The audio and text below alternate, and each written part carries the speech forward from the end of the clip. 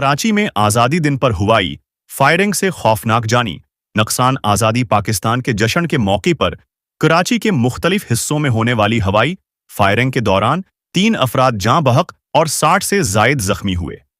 नई फौजी शाख आर्मी रॉकेट फोर्स कमांड का क़याम। वज़ीर आज़म शहबाज शरीफ ने इस्लाम आबाद में आज़ादी दिन की तकरीब के दौरान ऐलान किया कि पाकिस्तान ने एक नई फौजी शाख आर्मी रॉकेट फोर्स कमांड कायम कर दी है, जिसका मकसद रवायती जंग में मिसाइल सलाहियत को मुनज़्ज़म करना है।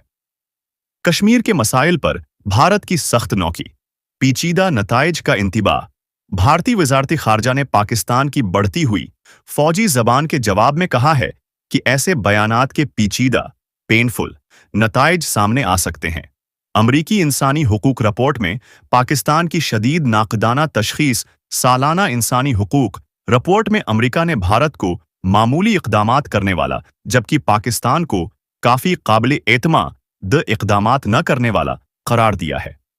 माओं और बच्चों की हलाकत। खैबर पख्तूनख्वा में बम धमाके से शमाल मगरबी पाकिस्तान में जारी फौजी कार्रवाई के दौरान एक मकान में गिराए गए मार्टर गोले ने एक मां और 2 बच्चों की जान ले ली है। वक्त की आवाज़, अवाम की आवाज़।